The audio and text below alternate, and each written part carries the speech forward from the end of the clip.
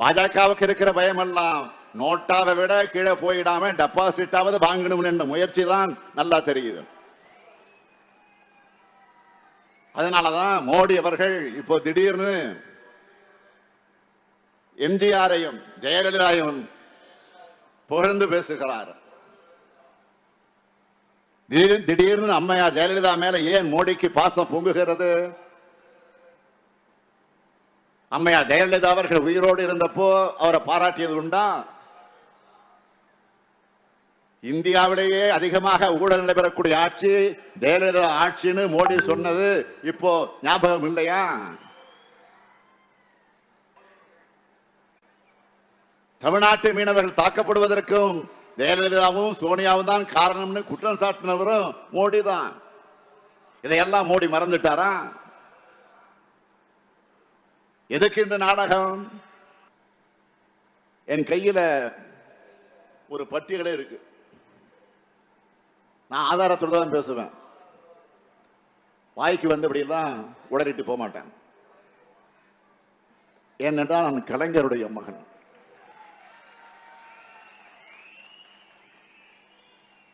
இதுல இருக்கக்கூடிய பெயர் பட்டியல் ஏதோ தேச தலைவர்களோ சமூக சேவர்களோ இல்ல, எல்லோரும் சட்டம் ஒழுங்க கெடுக்கிற ரவுடிகள். ஒரு 25 பக்கத்துக்கு பட்டியலோட வந்திருக்கேன். சரித்திர பதிவேடு குற்றவாளிகள், டேட்டா ஆதாரம் இருக்கு. இது தவறுனா தைரியம் இருந்தா, தெம்பு இருந்தா, திராணி இருந்தா என்பது வழக்கு போடுங்க. நான் நீதிமன்றத்தில் சந்திக்க தயாராக இருக்கிறேன். இந்த பட்டியலில் இருக்கிறவங்க எல்லாம் இப்ப எங்க இருக்காங்க தெரியுமா? இந்த பட்டியலில் இருக்கிறவங்க எல்லாம் எங்க இருக்காங்க தெரியுமா? அத்தனை பேரும் பாஜகவில் தான் இருக்காங்க. வழக்கமா இந்த பட்டியல் போலீஸ் ஸ்டேஷன்ல தான் ஒட்டப்பட்டு இருக்கும். 32 பக்கங்கள் கொண்ட இந்த பட்டியல்ல 1977 வழக்குகள் இருக்கிற 261 ரவுடிகள் இருக்காங்க. இவங்களுடைய பேர் என்ன? பாஜக என்ன பொறுப்புல இருக்காங்க? இவங்க மேல என்னென்ன பிரிவுகளில் வழக்குகள் இருக்குன்னு இந்த பட்டியல்ல தெளிவா இருக்கு.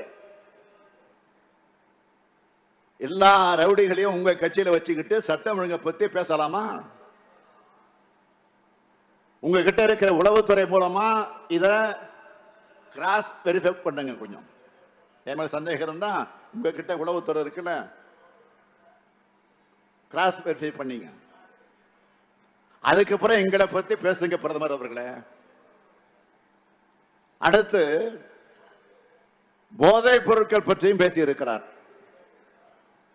திமுக இருந்த ஒருத்தர் மேல இது தொடர்பாக குற்றச்சாட்டு எழுந்ததுமே அந்த நபரை அடுத்த வினாடியே கட்சியை விட்டு நீக்கிட்டோம். அவர் மீது விசாரணைக்கு நாங்க தடையா இல்லை. இந்த வழக்கு வச்சு தமிழ்நாட்டில் போதைப் பொருள் நடமாட்டம் அதிகமா இருக்கிற மாதிரி ஒரு அவதூறு பரப்புற பிரச்சாரத்தை நீங்க செய்யறது பிரதமர் பதவிக்கு அழகல்ல. இந்தியாவுக்கே போதைப் பொருள் குஜராத் துறைமுகத்திலிருந்து தான் வருதுன்னு பிடிக்கிறாங்களே. ஒரு காலத்துல குஜராத் முதலமைச்சராக இருந்தது நீங்கள் தானே. இப்போ உங்க கட்சி அங்குதான் ஆட்சி நடந்துகிட்டு இருக்கு. இதை பத்தியாவது வாய் திறப்பீங்களா? பாஜக மாநிலங்கள்ல தான் நாட்டிலேயே போதைப் பொருள் அதிகம் விற்பனையாகுதுன்னு புள்ளி விவரம் வந்திருக்கு. அது ஏதோ நாங்க சொன்னதல்ல. மாநிலங்களவையில் டிசம்பர் மாசம் உங்க ஆட்சி சார்பில் ஒன்றிய அரசு வச்ச அறிக்கையில இருக்கு. அது மட்டுமல்ல, போதைப் பொருள் அதிகமாக கைப்பற்ற டாப் 10 மாநிலங்கள்ல 7 மாநிலங்கள்ல பாஜக ஆட்சி தான் நடக்குது. இந்த 10 மாநிலங்கள்ல தமிழ்நாடு என்ற பெயரே கிடையாது. உங்களுக்கு தமிழ்நாட்டு மக்கள் மேல் அப்படி என்ன கோபம்? இது மாதிரி அபாண்டமான குற்றச்சாட்டுகளை சொல்லி தமிழ்நாட்டு மக்களையும் எங்கள் இளைஞர்களையும் ஏன் அவதூறு செய்யறீங்க? மாண்புமிகு பிரதமர் அவர்களே, உங்களுக்கு சொல்லப்படாத தகவலை சொல்றேன். போதைப் பொருள் தொடர்புடைய வழக்கில் பாஜகவை சார்ந்த 14 பேர் இங்க சிறையில் இருக்கிறாங்க. அதற்கு ஆதாரம் இருக்கு.